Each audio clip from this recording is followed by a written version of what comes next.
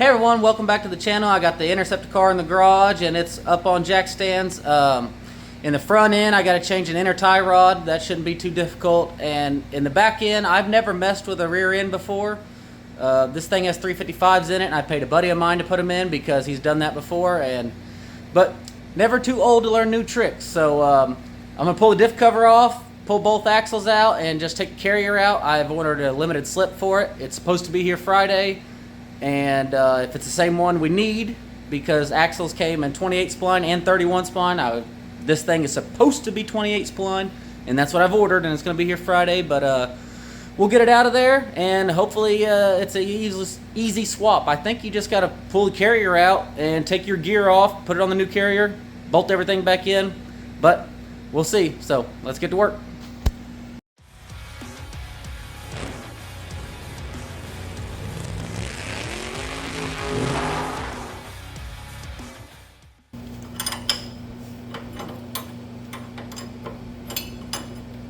That thing is kind of loose.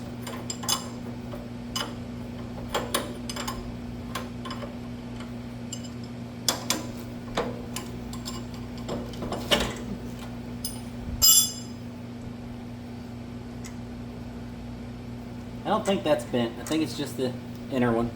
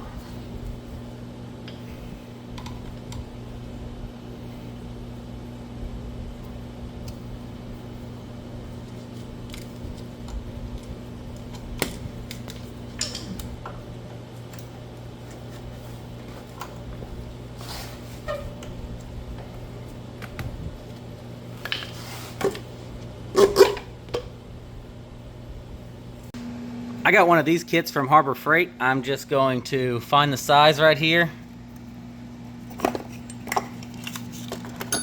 It's these.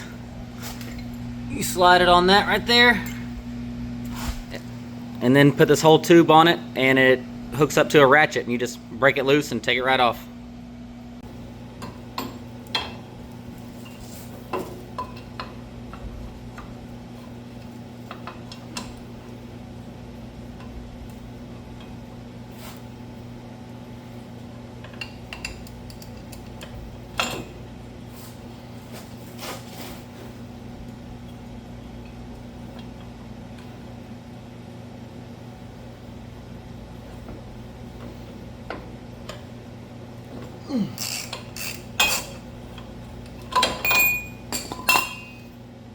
Once you got it broke loose, you can just usually turn it out.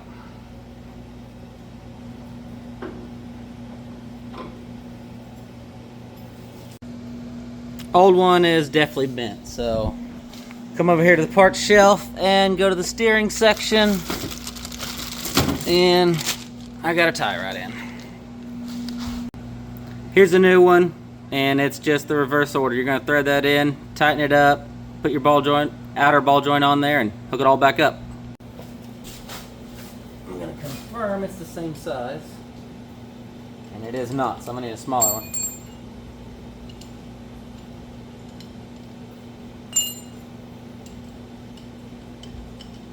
There we go.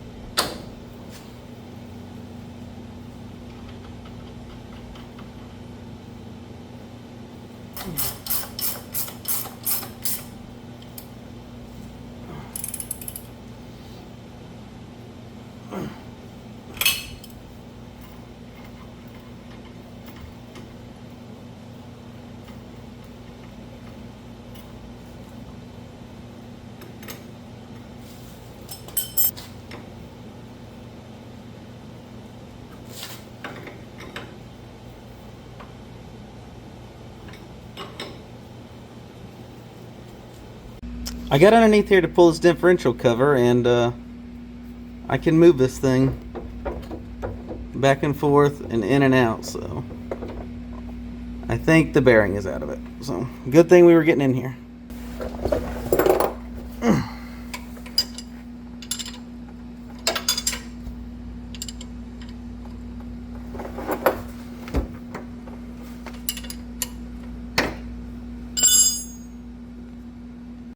I'm not sure if I could just tighten up that pinion nut or what is going on with this thing, because there's a lot of movement, so we got to get into it anyway. I'm going to tear the back cover off.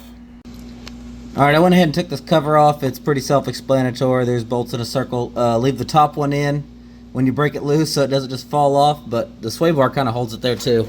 I also took the brakes off. There's just two 10 millimeter bolts right there holding the brake caliper on. I got it hanging there. Took the rotor off. Look inside here.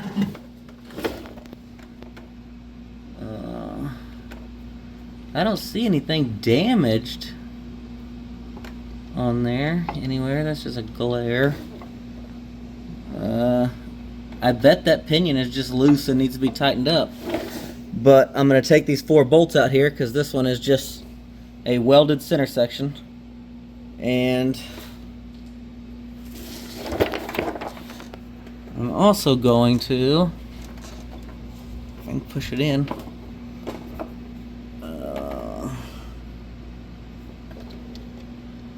I'm not 100% sure how to get the axles out.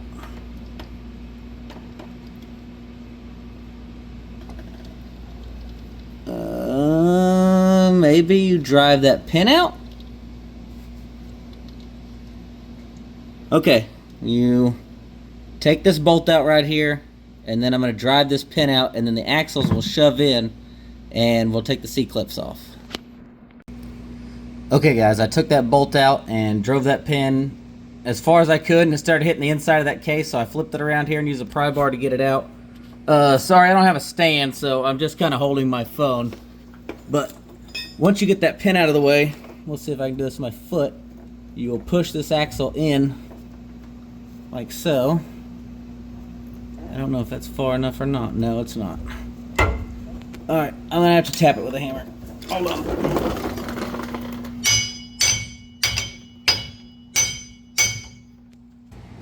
That is apparently as far as it goes in. So now what you've got to do is somehow get this C-clip out of here, but I don't think that's going to work. Uh-oh, chat. Let me try this other side.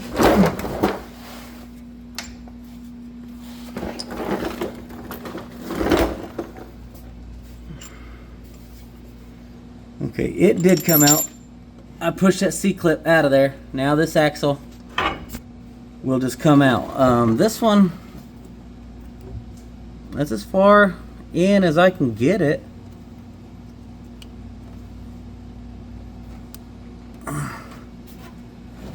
Well, I'm gonna have to put some pressure on it and then probably tap that out real quick. Okay, the speed sensor that's hanging here was up there in that hole, and that is definitely what that axle was hitting. So now I can come over here, push this axle on my foot, and I thought that was just going to fall off of the magnet, but that oil has it stuck.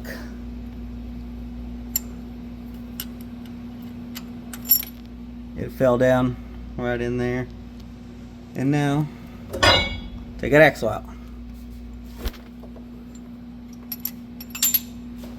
Okay, both C-clips are down here. I'm going to take these 4 bolts out and get this whole carrier out of here. Okay, I got the carrier out. It had a race on each side and a shim. And I marked the caps left and right with a center punch.